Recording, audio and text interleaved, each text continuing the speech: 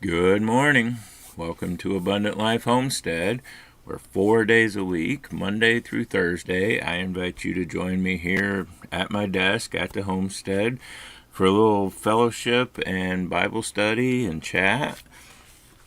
And I like to do this first thing in the morning, early in the morning for me, 8 a.m.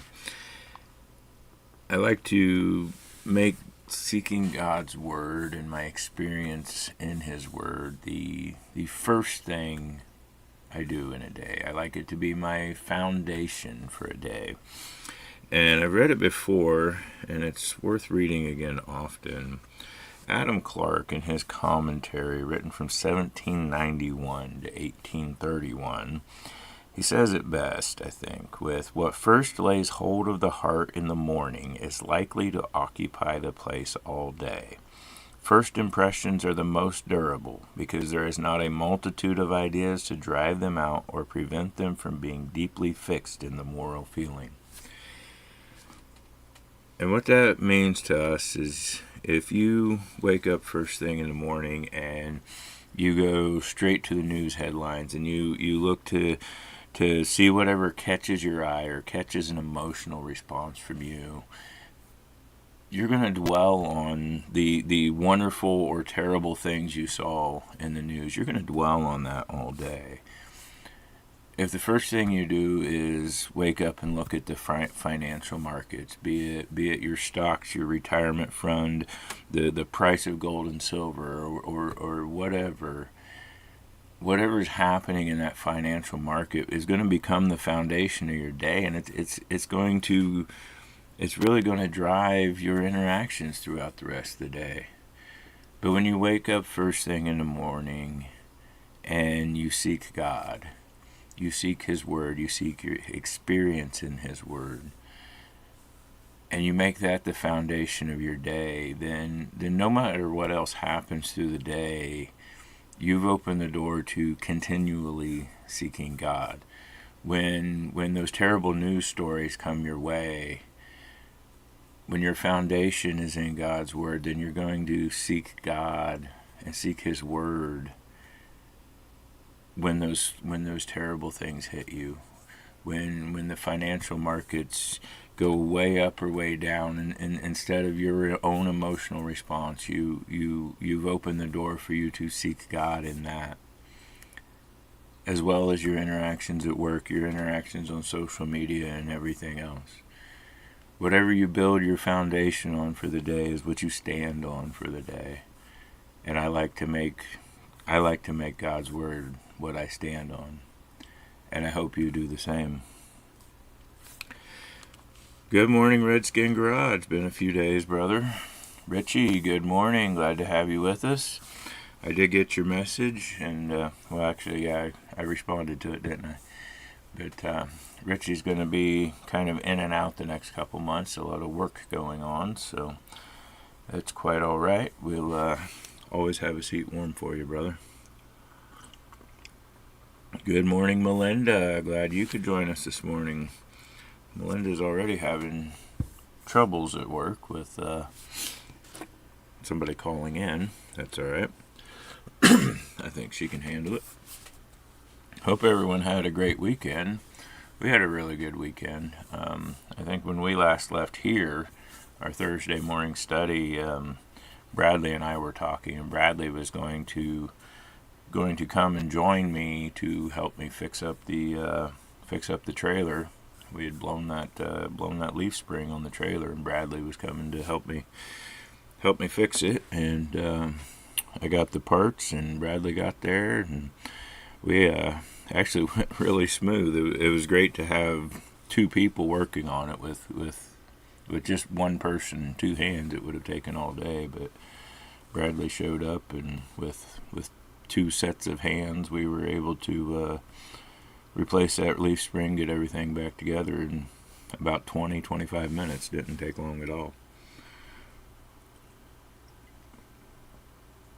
Then got to Saturday. Saturday we had the parade with the kids. That was a great time. I didn't want to drive drive the truck, pull the trailer, drive a float in the parade. It's hard on a vehicle. It's kind of stressful watching all 360 degrees around your vehicle at all times for running kids that are running around, and making sure your own people who are walking aren't getting too close to the trailer. At the same time, you're making sure the kids in front of you aren't running in front of your truck to grab up candy and stuff. And it's kind of stressful. It's something I didn't necessarily want to do, but there wasn't really anyone else available, so I did it. And it really was, beyond the stressful part of it, it really was a blessed time to have the kids, and the kids for a large part of this parade, and we're talking a 2.5 mile parade, and there were kids as young as 5 and 6 riding on the float, and there were some of the children. My own Gideon, at 10 years old, he walked the entire time, and many of the other kids got on and off at different times, and they were wearing their little car costumes. The theme of it was Rev Up for the Red, so they had cars that they had made out of cardboard and strapped around their shoulders, and they were walking and riding with these car costumes on, but they were also singing and shouting and skipping and clapping and singing their kids' songs, praising the Lord while they're going down the road during this college parade, and to see the response from the crowd. There was a lot of people cheering and clapping, and go Next Gen Kids, go Nazarenes, yay, and just really the interaction with the community, putting ourselves out there in a way that I don't know our church has ever done that. We do we have a lot of public projects we do. Our one of our big slogans for our church is "In Muncie as it is in heaven," and once every quarter we have a Serve Muncie Sunday where we really don't even have a big service. We have several of our community projects, and even not just that once per quarter, there are several projects going on within the city, whether it's the food banks, the homeless shelter, the nursing home. I mean, those two places, we have someone preach at each of those every single week, and we've got the Isaiah 117 house we're always doing something for. That's a place for abused children. So we're always out in the public, but we never open ourselves up publicly, I think, quite like we did for this massive parade. But to see the children walking down the road, skipping and clapping and singing their songs of praise, and the crowd's reaction to them, it was a wonderful and blessed experience, and it put all the stress of being the driver of it way behind me. Didn't even bother me, didn't even affect me anymore. But so we had a really great weekend in that.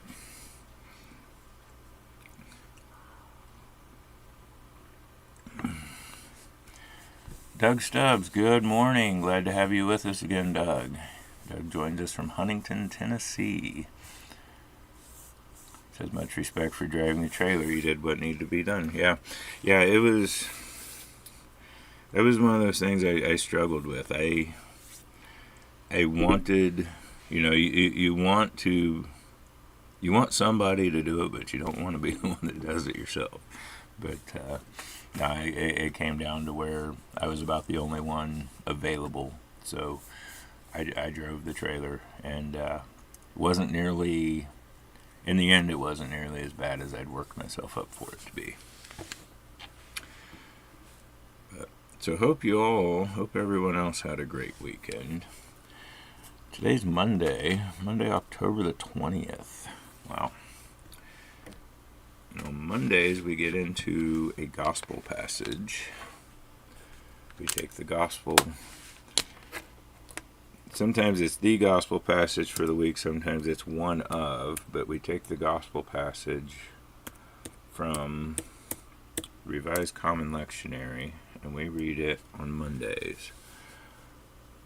And this week's passage is Luke chapter 18, verses 9 through 14. Excuse me. So once I get it started up here, that is where we will jump in.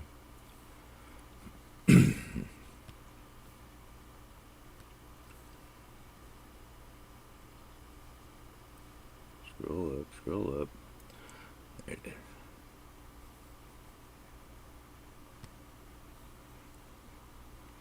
Oh, I did look into the whole thing with getting my tablet fixed, and the extra service that I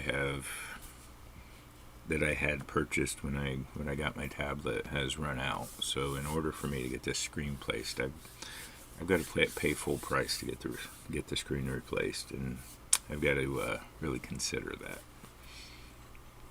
The first time I dropped it, I was still covered under my service, and I paid like $40, which was just the service fee. They covered everything else.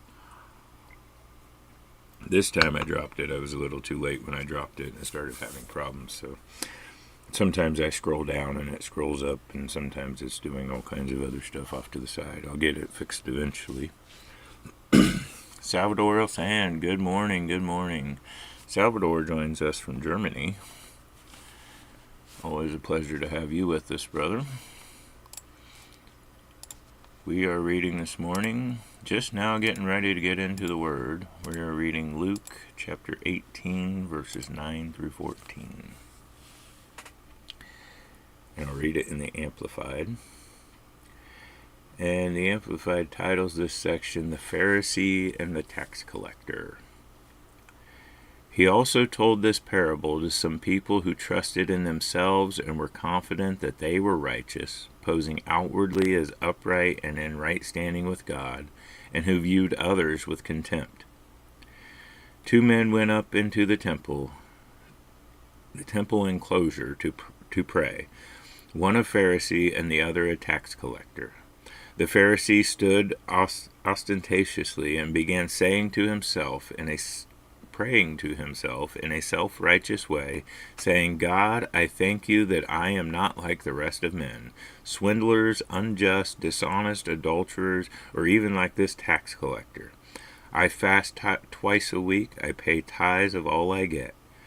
But the tax collector, standing at a distance, would not even raise his eyes toward heaven, but was striking his chest in humility and repentance, saying, God, be merciful and gracious to me, the especially wicked sinner that I am.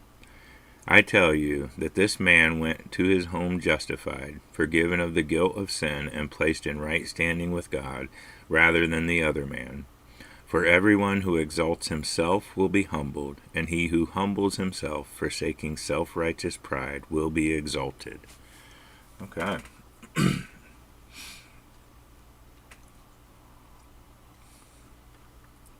That's kind of a short passage for a Monday, but I think there's plenty we could unpack here.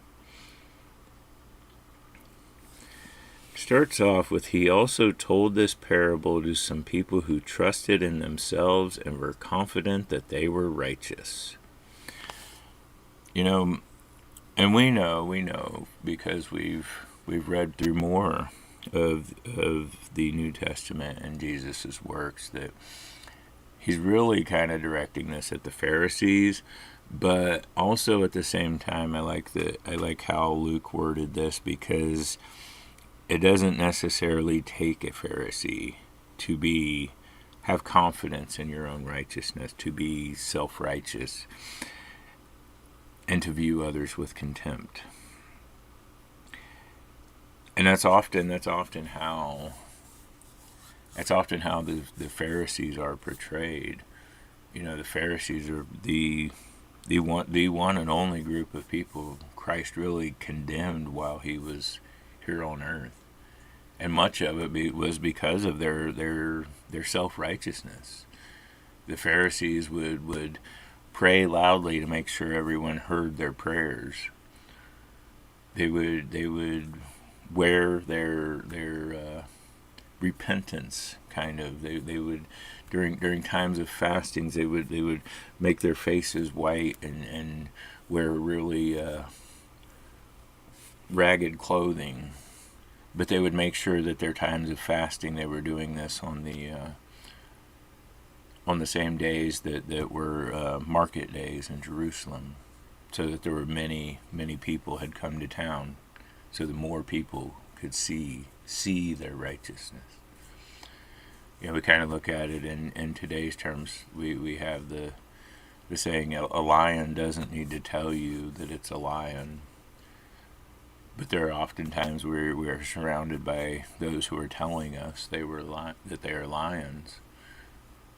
The Pharisees are very much the same way, always telling us how righteous they are. And we still do have Pharisees today. They don't have the title. They don't have the position, I guess, in the hierarchy of kind of religious rule. We had the Roman rule, but we also had the religious courts and the elders and and whatnot. But they're still among us today. Bradley says, or like when a YouTuber videos themselves helping a homeless person. Yes. Putting their own righteousness out there for all to see. That's why with me there's a lot of things I don't show you, and a lot of things I don't necessarily talk about, especially when it comes to things like that. When I see the YouTubers doing that, I don't like that, because God tells us, Christ tells us, when you give in secret, and the Father who sees in secret will see what you, paraphrasing, the Father who sees in secret will see what you've done and bless you through that. And when you pray in secret. So there's times Michael gave a certain amount of money on one of my videos, and I told him, if you do this, we're going to take it and we're going to put it here within this project from our church. And I'll do that, but I don't come back and prove. I don't want to come back and prove that that's what we did. I don't want to be this, look at me, look at how righteous I am, and look at how great and wonderful our church is and what we've done. But you'll see this a lot. I've seen it a lot. There are certain denominations where it doesn't matter who I've heard preach a message. When they preach during their sermon, they will try to prove the righteousness of their denomination and put others down in near pretty much every message. And there are certain preachers, especially some of those that you'll find on TV, when if you sit down and listen to multiple of their sermons, you will find every single sermon has a conversation or a part of their sermon where they're telling in third person how important their ministry has been to other people. A whole lot of me, and I. And they will do this every single time they come on TV. And not during their commercial time, but during their sermon time, when everybody's really paying attention. Hey, this is God, but hey, here's how important my personal ministry has been. That to me, that kind of hurts your heart to see that. But we still do have these Pharisees today. People who trust in themselves. They trust in their own righteousness. They're confident that they are righteous. But it's really as it says here, posing outwardly as upright and in right standing with God, making sure everybody sees how good you are with God, how close you are with God, how important you are to God, and who viewed others with contempt. Gives a little separation here of trusting in themselves but viewing others with contempt, but those kind of go hand in hand. Once you begin really holding yourself up like that, the only way to see others is to look down on them, despising others. These are the kind that we often bring up church hurt. These are the kind that create a lot of church hurt. Those who hold themselves up so high that the only way to see others is to look down on them. And when you know you've been looked down on, especially within God's house,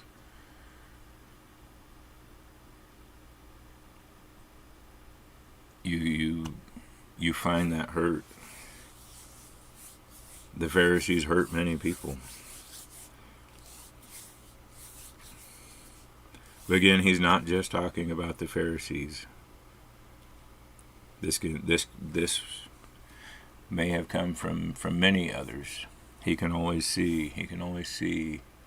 Christ knows the hearts of the crowd that's standing around him. But he gives the example in this parable. 2 men went up to the temple enclosure to pray, one a Pharisee and the other a tax collector. The Pharisee stood ostentatiously and began praying to himself in a self-righteous way. This is one of those things that even not just the self-righteous, not just those who hold themselves higher than others, not just the Pharisees and the good church people and the popular televangelists, not just them, but each and every one of us can kind of fall into what this Pharisee is doing at times. He's addressing his prayer to God, but he's really praying to himself. He says, I thank you one time. His prayer isn't to glorify God. His prayer isn't to bring God's glory out. His prayer is not for God to do things in his life. His prayer is turned inward on, hey God, I am this great and wonderful person. Oftentimes we can get into this because we start to turn and pray for my will to be done, not your will to be done, my will to be done. And we start molding and forming our prayers with a whole lot of I's, I. And then when we keep that turned inwards, it can put us in this dangerous position where we claim God is moving on this, God is doing this in our life, God is having us go this direction or wanting us to do this, and it's really our own will. It was our own self speaking back to us because we weren't really praying to God with our prayer. We were looking for our own self-confirmation and my will to be done. Not saying that every one of us gets into that every time, but it's something that I think for all Christians is something that we can easily fall into. Here Christ even says that the Pharisee is praying to himself. He addresses this to God, but he's praying to himself. If we look in here in the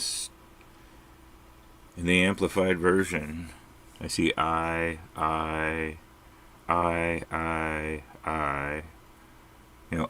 5 times. I am not like the rest of men, swindlers, unjust, dishonest, adulterers, or even like this tax collector. I fast twice a week. I pay tithes of all I get. A whole lot of I in there. A whole lot of this is what I'm doing. This is what is great about me. So it's something we need to check ourselves once in a while. Make sure that even when it's not wrong to ask for something for ourselves. God wants us to ask for, and earnestly ask for the things that we want, be it something better in our lives, or be it just straight up healing of our bodies. He wants us to ask for these things. But it's checking ourselves that is what we're asking for His glory. Is what we think and feel God is moving on us. When we think and feel God spoke to us, He's telling us to do this. He's telling us to move in that direction. He's telling us to give in this way. Is that to glorify Him? And if it's not, is it coming from our own internal praying to ourselves type thing? Because if it's not to glorify Him, then it is from us. It will. Everything He does and everything we are to do is to glorify Him. Paul tells us to test everything. You've probably heard "test everything" come out of my mouth 100 times if you've been with me more than a month. And this is another where we test everything. Sometimes we need to test ourselves. Is this all about glorifying God, or am I bringing this into myself? Am I becoming a Pharisee?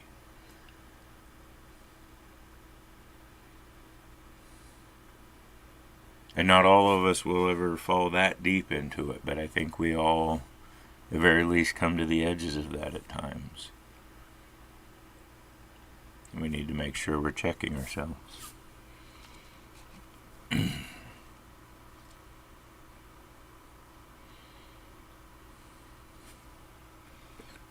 We'll catch up with chat here a second.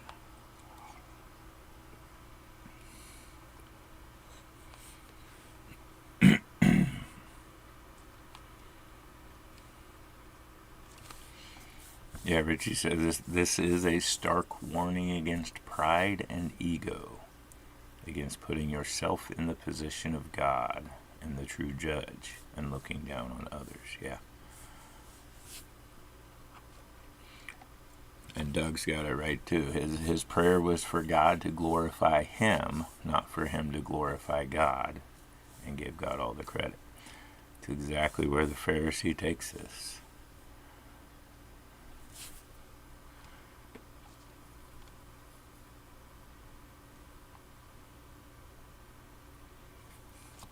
I like that, Dad. Doug, your dad used to say, "Don't break your arm patting yourself on the back."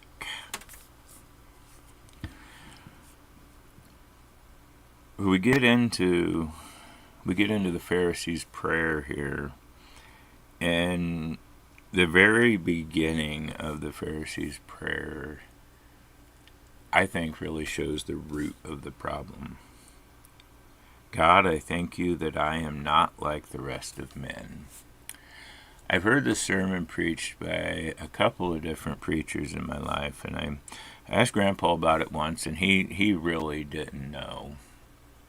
And it went back to the Ten Commandments, and it went back to the word covet and the ancient meaning of the word covet. And the idea was that we've really changed that a bit in modern times, where when we see the word covet, the only thing we think of is lust. We should not lust after things. And it's nearly impossible to prove, because ancient Hebrew really was a lost language. Huge committees of rabbis had to come together and reconstruct, using what language they had to reconstruct the the ancient language, because language very much evolves over time. Words today that we use today don't mean what the same thing that they meant even a generation ago. But once you get 200 and 300 years ago, it would be very, very hard to understand someone speaking Old English to us. But the idea was that the original intent, the ancient meaning of the word covet at Moses' time meant don't make comparison. It didn't when he says you shall not covet your neighbor's wife, it didn't necessarily just mean don't lust after your neighbor's wife. It means don't make a comparison with your wife and your neighbor's wife. Because no matter what, when you make a comparison, the outcome will always be sin. If I make a comparison between my wife and Bradley's wife, I may look at my wife and say, my wife is better. My wife is better than your wife.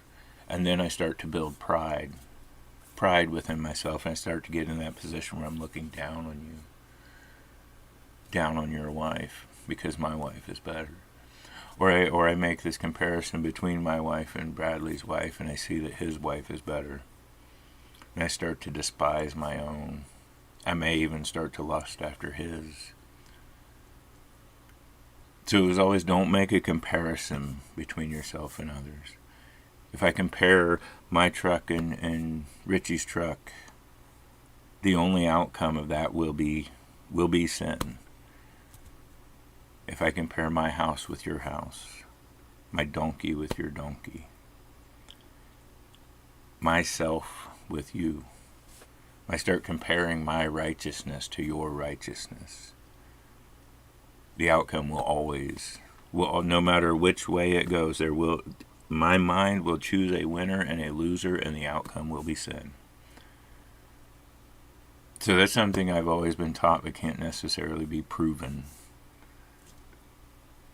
But when you look at the context of God speaking throughout the rest of the Old Testament and Christ in the New Testament and the writings of Paul and all of the disciples, when you really put it all together, you can look back and say, yeah, especially many of Christ's teachings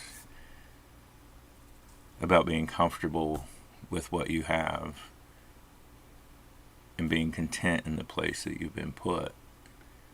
Yeah, the original intent very well could have been don't make a comparison.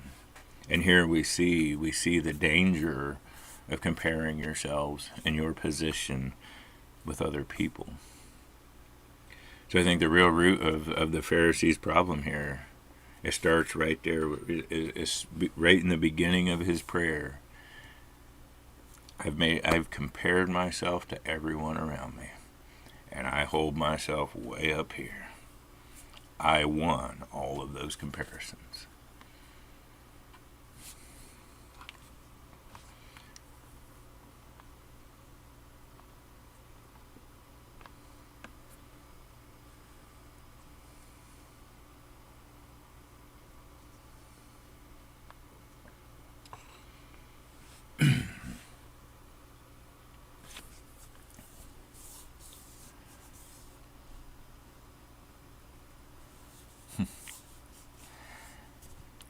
Richie, we have to remember that we are and always will be sinners. We aren't above or below anyone else. As a recovering addict, I've noticed something about the way people aren't able to see their own struggles. Yeah, we're often blinded to our own. It's goes back to the getting the speck out of your brother's eye when you have a plank sticking out your own. We often miss our own problems, our own struggles, or it's not so much. Where Christ is going with this. It's not so much those of us who can't see our own problem or who miss our own struggle, though. It's those who ignore our own struggle, try to hide we hide our own struggle by pointing out other people's struggles. other people's problems, other people's sins. No one will, they won't look at me when they realize that you're so much worse than me. That's kind of the mind frame that's happening here. Definitely with the Pharisees. We've had people who can't start their day without a pot of coffee tell you they can't understand drug addiction. Very much the same thing. Truth is they can, they just choose not to. Or those who scream and yell against those who will use marijuana or things like that, or even get into the harder illegal and controlled drugs.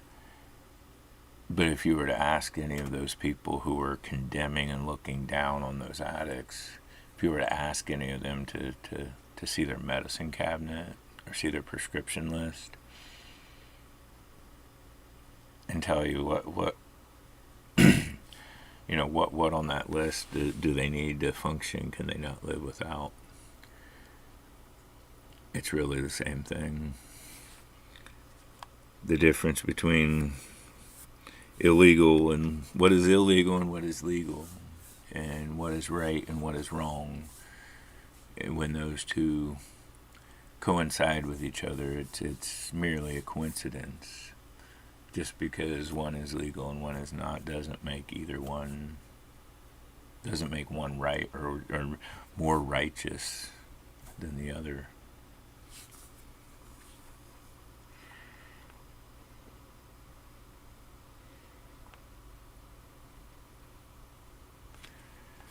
Bradley says, oftentimes I find that there is something about that person that I don't like in myself. Now that what I see there, I think that's different. That's a little different than comparison, Bradley. When you say oftentimes I find there is something about that person that I don't like in myself. There's a difference between comparing yourself with your neighbor and looking to your neighbor as your teacher, as your minister, as your leader or your mentor. Learning from them, I think, is something that very, very, very different from from that's, at least for myself, that's where I see something in this person. And it's not what I see in them is not putting me below them, but what I see in them is something I need to work on in myself. That's where they are. They're a teacher. They're a minister. They're a mentor. At least I think where you're going with that, and what I see in that is not necessarily making that inner comparison to see who is better than the other, but looking up to this one. And it's the same thing. It goes down the same way when you're teaching others. You're not teaching others because you're better than them. You don't stand at a pulpit and preach because you are better than the congregation you're preaching to. You're teaching them, you're ministering them, you're helping them, you're putting the word out to them, but you're not necessarily comparing yourselves to them. In fact, the best preachers in the world are the ones that are like this tax collector, who come to God on their knees knowing that they ain't got it, they can't do it.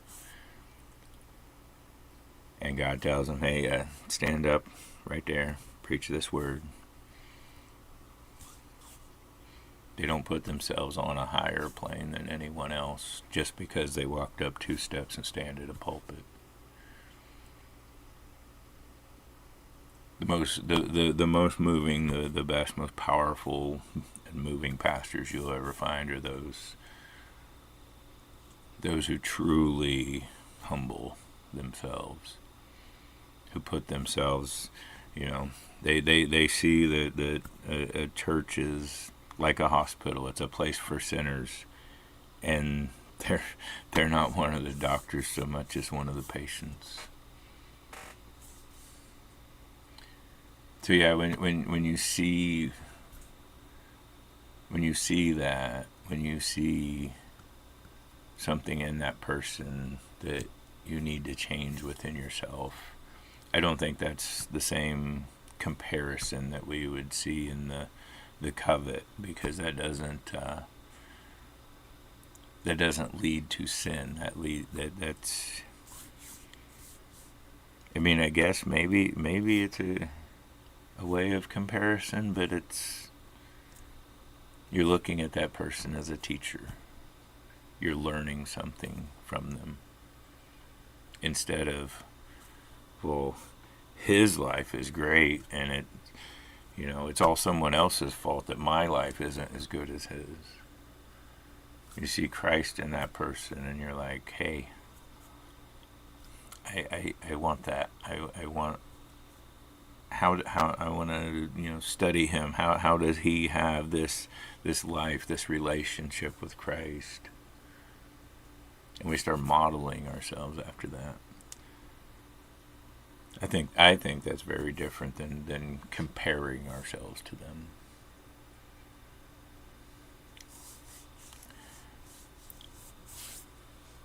Chris Terry.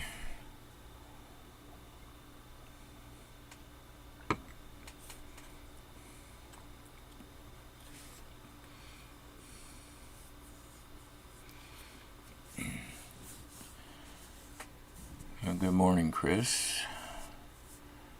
Pretty.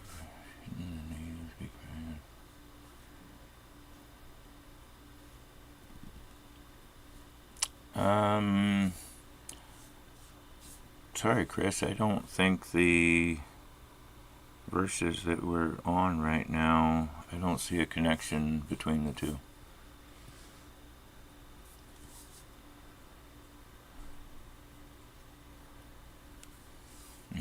Bradley, or am I judging them for being an addict? Well, I'm on my 13th espresso. I don't see myself as an addict because coffee isn't bad. Yeah, coffee is a legal substance. Again, when what is right and wrong coincides with what is legal and illegal, it is merely coincidence. Many of us are addicted to something else, but it's legal. But yet, since we're addicted to what is legal, we look down on those who are addicted to what is not legal. Yeah, that puts us in an entire very different predicament, I guess. But that is very much a comparing us to them, and we become the Pharisee. My caffeine addiction is okay because it's legal, and I am more righteous than you who have an opioid addiction, or have yourself you use marijuana 3 times a day, whatever. But that stuff's illegal, so that makes me more righteous than you. It's very little difference to your brain when it's specifically on the subject of chemical addiction.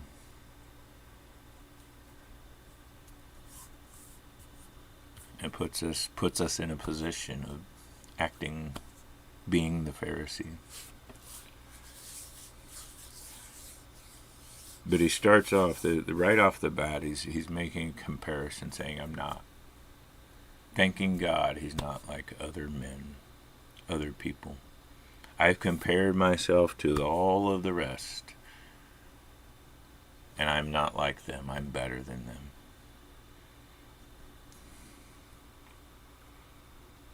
Swindlers, unjust and dishonest, adulterers, or even like this tax collector. One of the things we often see is with the Pharisees is they wanted everyone to look at them. They enjoyed the publicity, the attention that they got from their righteousness.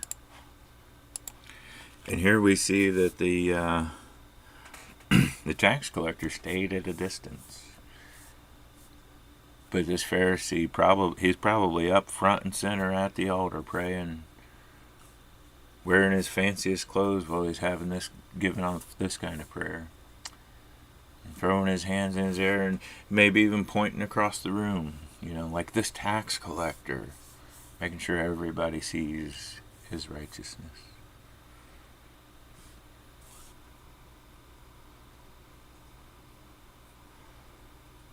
He says, I fast twice a week. That goes back to, I think I mentioned it here in the beginning. He wanted everybody to see his righteousness, but also to see their humbleness. Very often with the Pharisees and with many others, the Jews often fasted twice a week because they believed that Moses went up on the mountain to receive the commandments, I believe on a Thursday, and then came down from the mountain with the commandments on a Monday. Something like that. And so the Jews would often fast twice a week in remembrance of that, fasting and prayer. But the Pharisees especially, and many other Jews, but Pharisees especially, they made their 2 days of fasting on market days. On market days in Jerusalem, market happened 2 days a week, and people from all over the countryside would come into Jerusalem. And then the Pharisees, they would put white makeup on their faces and wear old raggedy clothes, and walk through the streets and make sure everyone in town and from out of town knew that they were fasting. So not only did they want attention for their upstanding righteousness and how great they were before God, but they wanted attention and publicity for their purely humbleness. I want everyone to see how humble I am.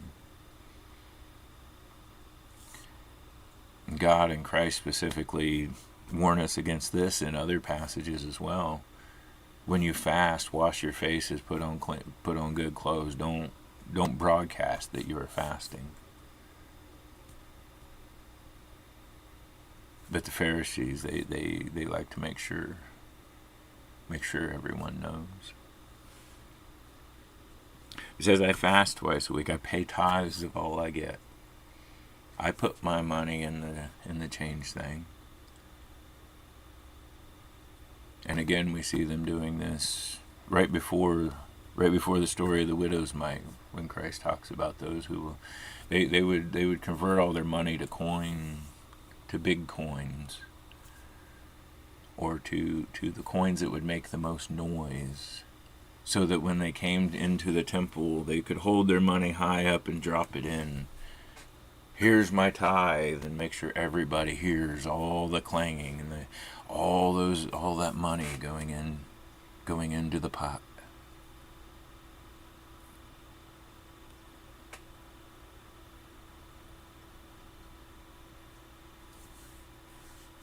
They want everybody to know that they're following all the rules. They're doing all the things. They're giving the money.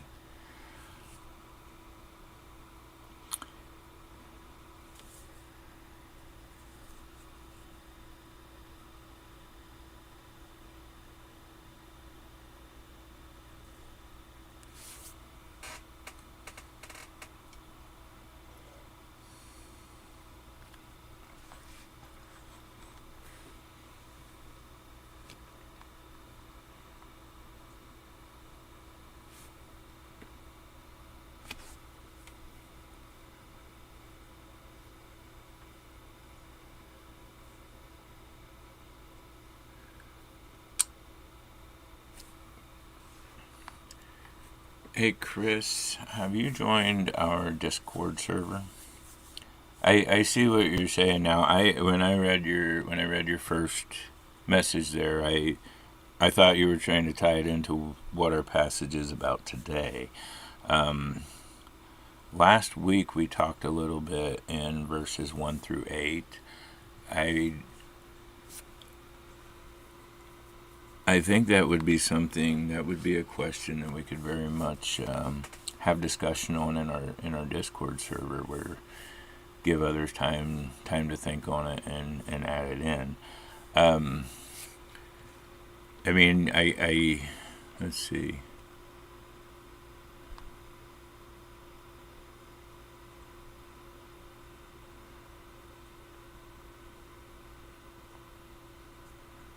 I mean, I think, yeah, you're, I would say, let's see, how would I put this?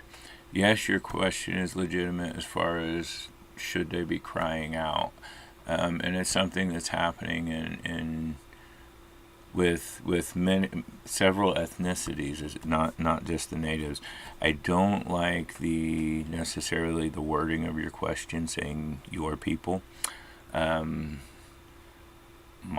people were Irish. They were Irish indentured servants, and 7 generations of my grandfathers married Native Americans.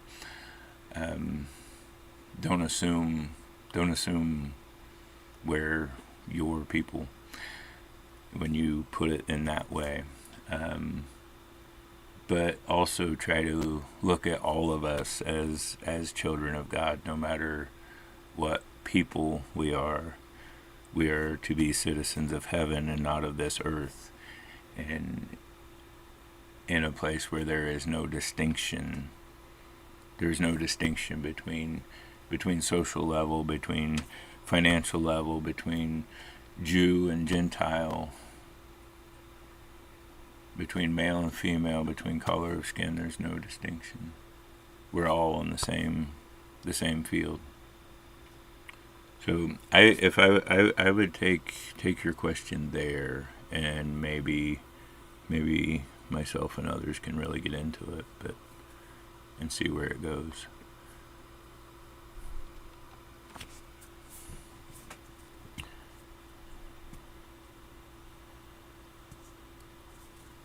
Oh wow, Richie, the church you most recently attended, the pastor referred to himself and his family as the first family. Not only that, but he also has people who carry his things to the pulpit for him. Wow, that, yeah. I agree with Miss Bliss there, and good morning, Miss Bliss. Glad to have you with us this morning. Yeah, yeah, Richie. I'm not sure that's a place I would want to spend much time. Again, test everything, and if you see that is good, hold on to it, and if you see that is evil, turn away from it. But a preacher holding himself up above others is very, very little different than the Pharisees of old. That's for certain.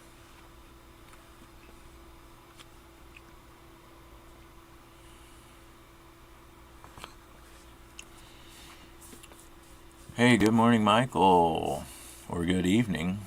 We'll have to rewatch. Hey, that's fine. If you have things, if Molly needs you, that's not a problem at all. You can always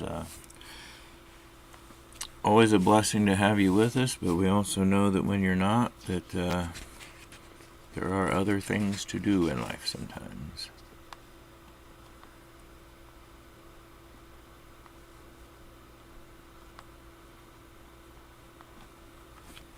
I'm with you on that, Richie. That's kind of appalling.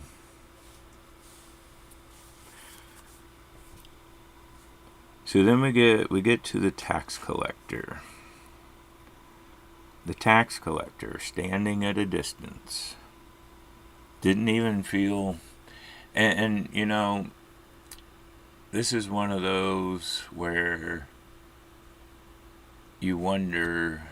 He stands at a distance. He's not even going to the altar. You know, we often go to the altar to pray. He's standing at a distance, Is it his own conviction that won't allow him up there? Or is it the already knowing that he's being judged by the hierarchy, the Pharisees, the ones who are supposed to be the spiritual leaders? Is that judgment what's keeping him from even going up? He stays at a distance. He can't even raise his eyes towards heaven.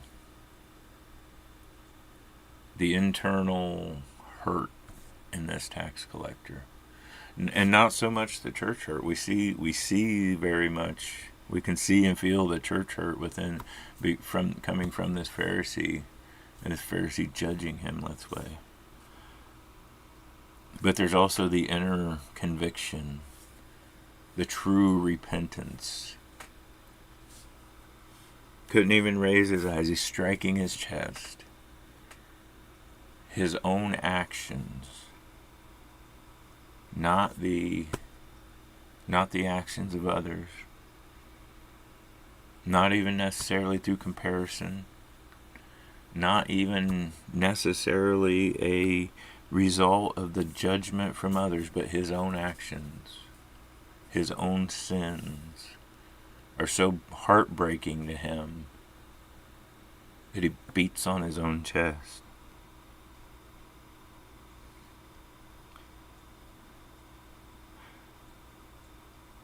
And he gives such a simple little prayer.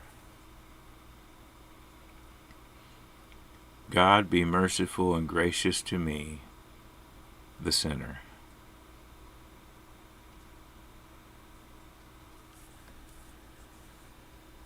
It doesn't have to be an eloquent prayer. It doesn't have to be loud prayer for everyone to see. There was probably a lot of stuttering. I try to say stuttering and I stutter. Probably a lot of stuttering and fumbling over words. I hope every one of you have been in this position at some time.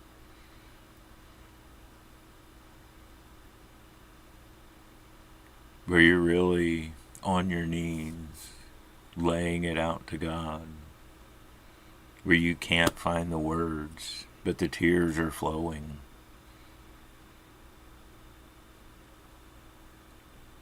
A time of true repentance where you realize what you have done in this life, in this past.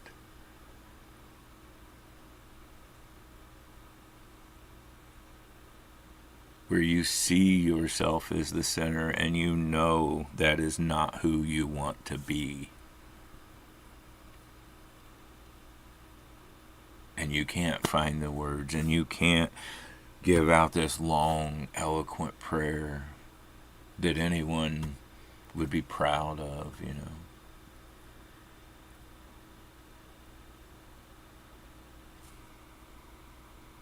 He never even says the word I in here. He does say me. Be gracious to me.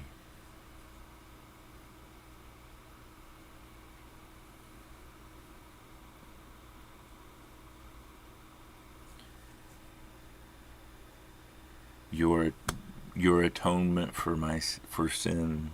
Your atonement for my sins. That's all I have. Got nothing else. That atonement brings mercy and grace.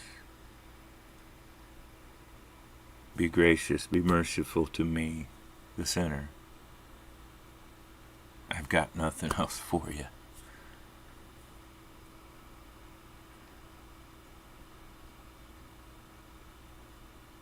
It's honestly when you look back on those moments, those prayers, it's a wonderful place to be. When you're broken, when you're so broken that you can't put on a performance like the Pharisees do.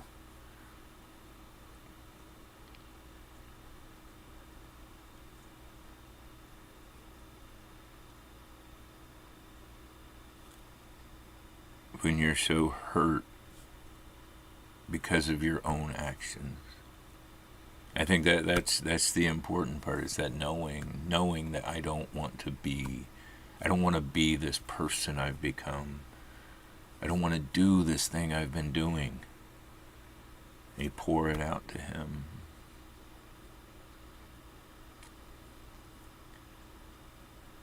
And pouring that out to him is all you've got, because you recognize that he is all you have.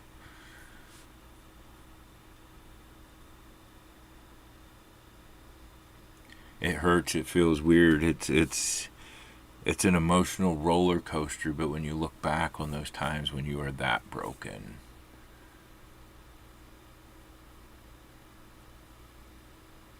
there's hardly a more wonderful experience, there's hardly a more blessed time in your life than when it's you pouring it out to God.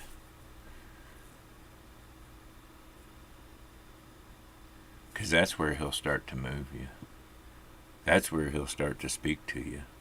You know, we talked earlier about the prayers that are I, and we're really just praying to ourselves and listening to ourselves. And the next steps we take, we may claim, or was God speaking to us? But when you come to him with nothing left but what you can lay at his feet, then you know that voice you heard was not yours. You know that get up and do this. Take this step of faith, take this leap of faith, and that's the times when you know with absolute certainty that wasn't your own mind telling you that was God.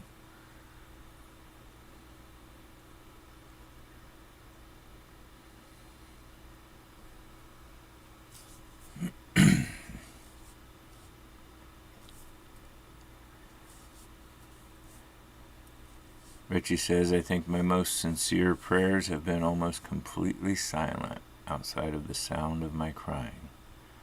It's so overwhelming when you allow yourself to get in that space where it's just you and God. Yes, it is.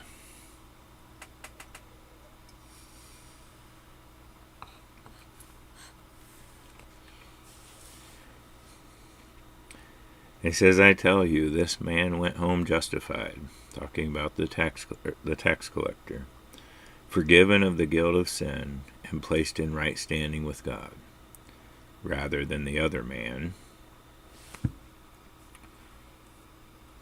For everyone who exalts himself will be humbled, and he who humbles himself, forsaking self-righteous pride, will be exalted.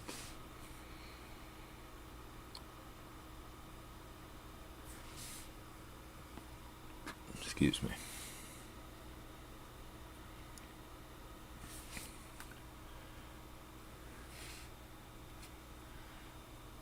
So there we are.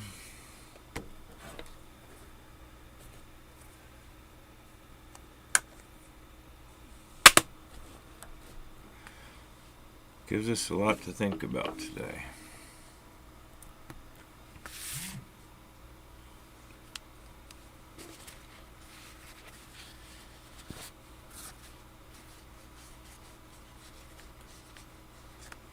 You know, we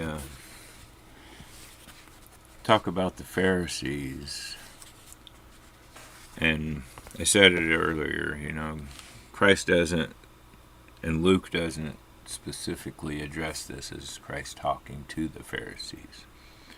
We can say through other readings that he was just talking about the Pharisees, talking about those who see themselves as self-righteous. But again, words have meaning, and very much so in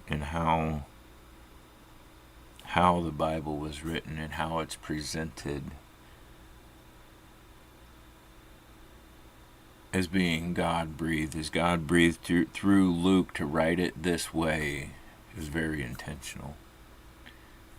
Instead of saying Christ spoke to the Pharisees, he spoke to those who saw themselves as self-righteous. I see that as a warning to us, because we know we're not Pharisees. But each and every one of us can have these times where we get into starting to kind of be full of ourselves. No matter where we are in our Christian walk, there has been times, or there are times now, where we can start to lift ourselves up because of what we have done. We can start getting into that I.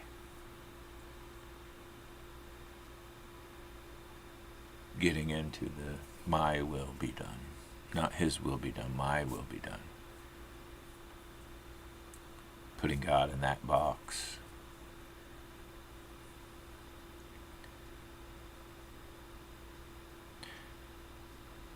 So just as much as looking at the Pharisees is telling us don't make that kind of comparison. Don't compare yourselves to others and hold yourselves over them. For very much the same reason, I think Luke doesn't address this as Christ spoke to the Pharisees. He spoke to those who saw themselves as self-righteous and trusting in themselves and despise others. Because every one of us can get ourselves in a position where we see ourselves as righteous, where we trust in ourselves. And even if we don't recognize that in your life, we can very, very easily get in a position where we despise others.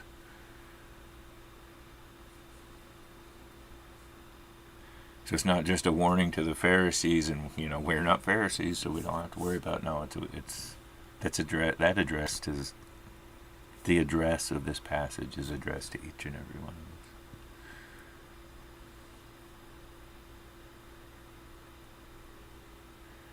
Pray for those times when you have very few words, when you can't get the words out.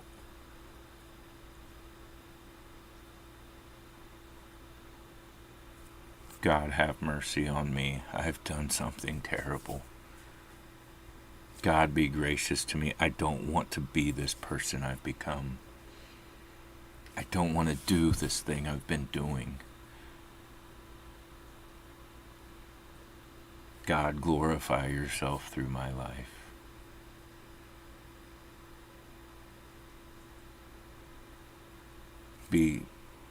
Have those times. Look for those times. True repentance. And less of us. Less of letting others know how good we are.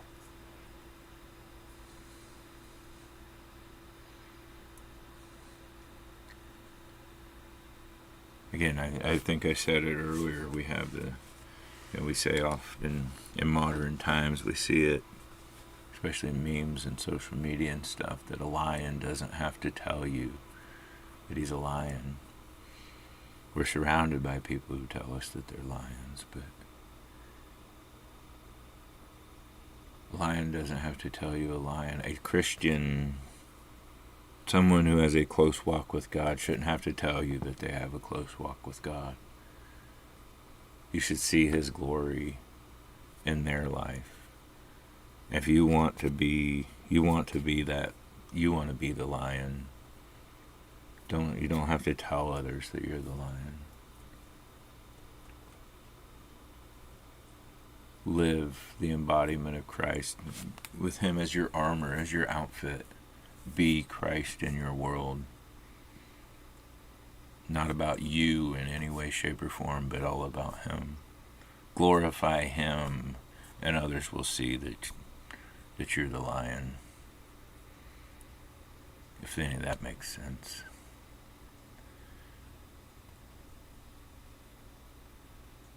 But we're getting well into the 9 o'clock hour. I do believe I need to get Grandma taken care of, get Grandma started for the day. Once I get Grandma going for the day, I'm going to have to come back and shave my scruffiness off.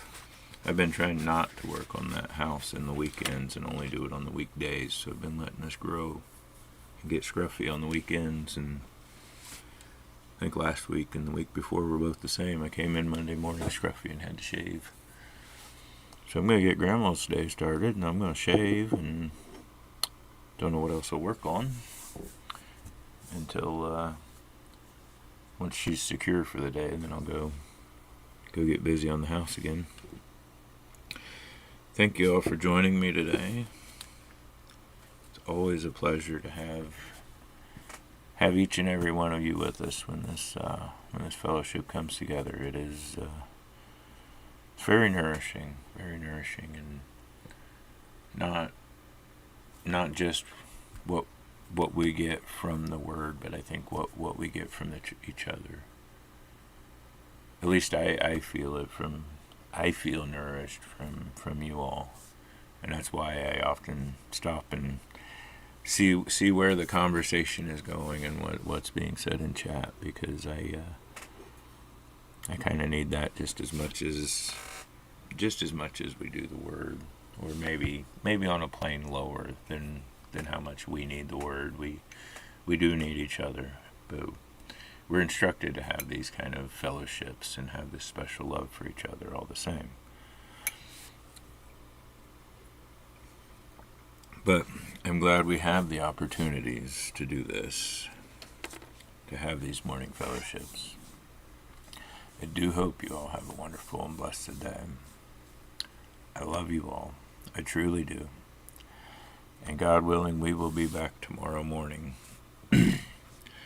We are again in 2 Timothy. Without my glasses on, we're still, 2 Timothy 4. I think we just started touching into 2 Timothy 4 last week. So we'll be going a little further through that tomorrow.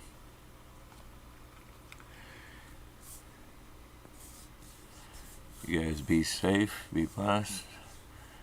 Miss Bliss, Redskin Garage, Salvador, Michael, Bradley, Melinda, Richie, anyone else I forgot, Chris, if you're still watching. Do hope you all will join us tomorrow. But take what we've read today, take the Word. If it's your foundation for the day, stand on it throughout the day. When terrible things come at you, dwell back on this Word from this morning.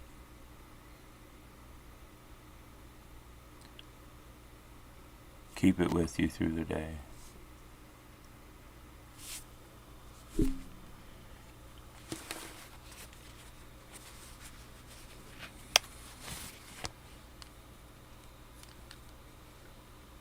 And hold on to it through the night, so that by the night watches it is in your heart. But now I need to see what Bradley says. Ephesians 2:8-9. Be well and do Jesus things. I like that.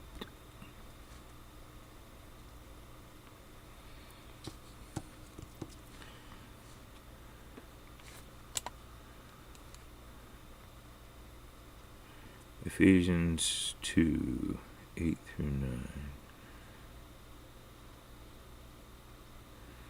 Deliver from judgment and salvation.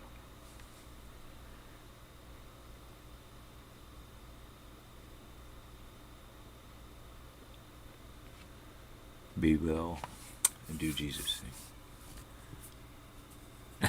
Didn't mean to make me put on the glasses again.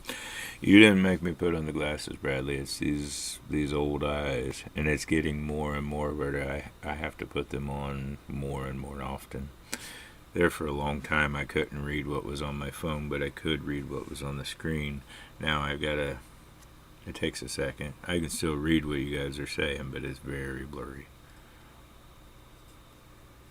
Yeah, I removed them because it's uncomfortable. This has only started within this last year.